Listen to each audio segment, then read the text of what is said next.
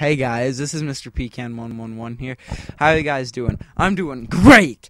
But anyways, this is World War II Wednesday. It's a Call of Duty 2 gameplay with the Jakeweir32, and it's on Moscow, and I do pretty well.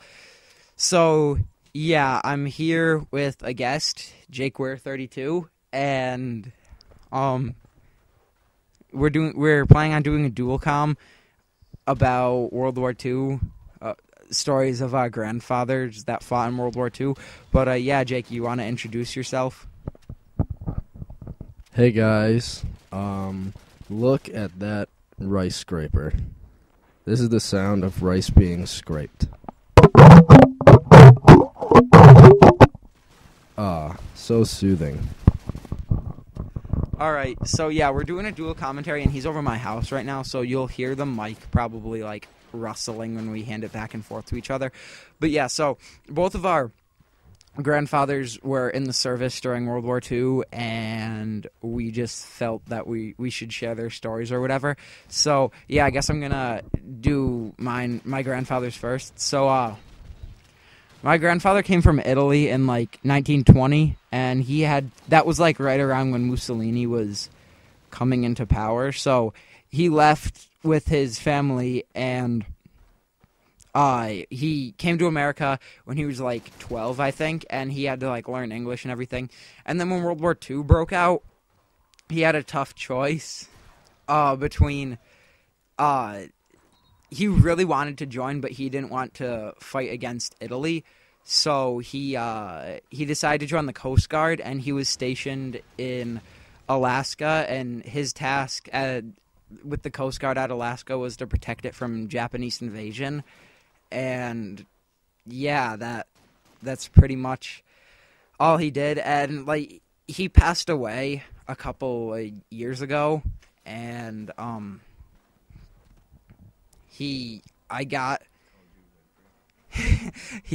got all his stuff. Like, my uncle gave me his flag. Like, when a service member dies, they like fold the flag on top of their coffin or whatever, and then they give it to one of their family members. My uncle gave my grandfather's flag to me, and I also got my grandfather's training manual with all his training stuff in it, and it's really cool. I've read through a little bit of it, and yeah, that's like the kind of stuff that he had to read through like when he was doing his training and stuff. And I have like a bunch of pictures of him and stuff practicing his training with like Springfields and 1911s, and it's pretty cool.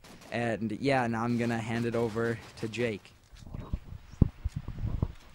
Hey guys, my grandpa was also in World War II, and he was in the Air Force, and yeah, he was from America. He wasn't from anywhere else, and he didn't have to learn English.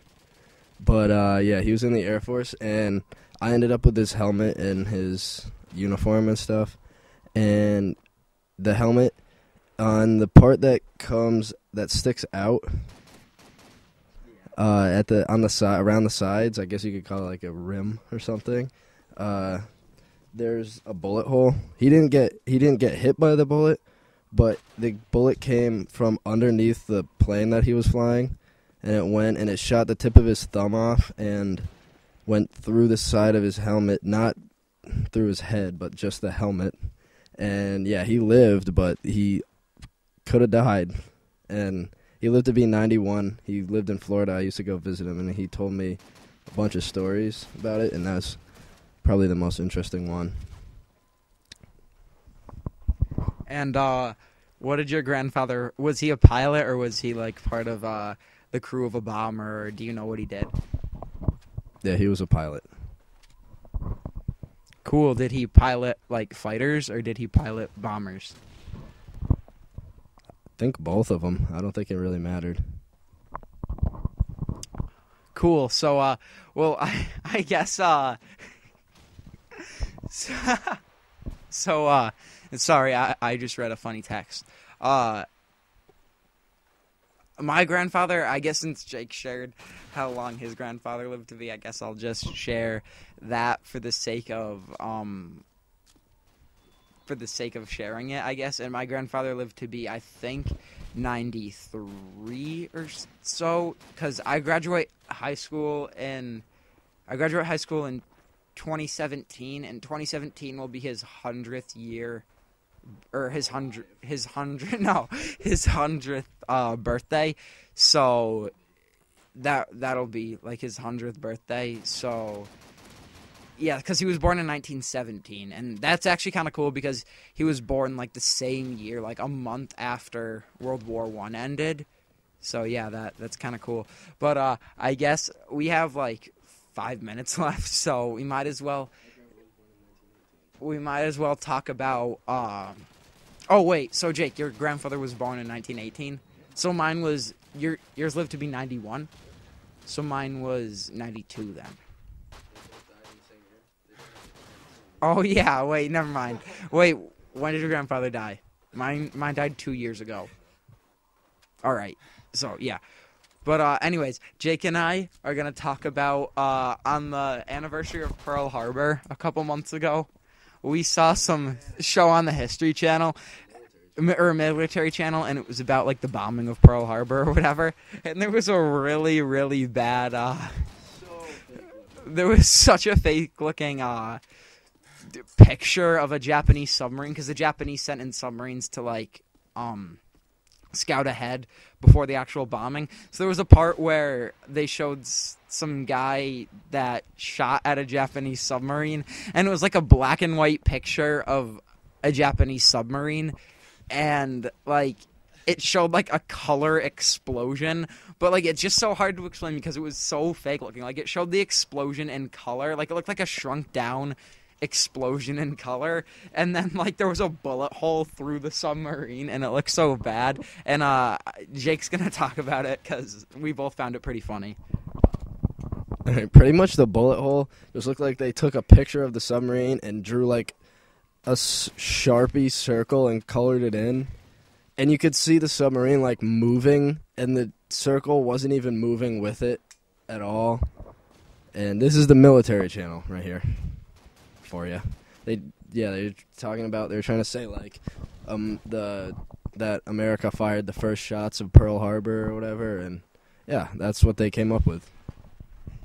Yeah, and you would think because it's the Military Channel they would make it a little bit better, because like you think because their channel is based around military history, you would think that they would bother to actually put the time in to make it look good, not just make some really crappy effect. And so yeah, I don't know. So speaking of World War II shows, the History Channel has stopped making World War II shows. Like, they don't make them anymore. It's all Swamp People and Gator Boys and Ancient Aliens. Yeah, which are all really stupid shows because they're not even about history, except kind of Ancient Aliens.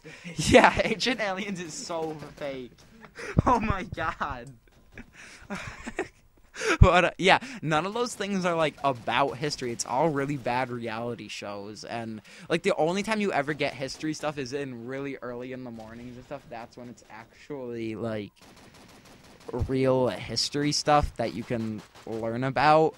Like, I could see, like, Pawn Stars, like, why they have that, because the things that they turn in are, like, of historical value and significance sometime and stuff. But that's another thing. About Pawn Stars, like, every episode they have, somebody always hands in something that's, like, incredible. Like, oh, my God, this was off the Titanic. Like, how do they get that many people to come to their shop that have that many, like, really cool and rare items and stuff? Like, I don't really understand that, but Stupid, and they believe that, and all of it's fake.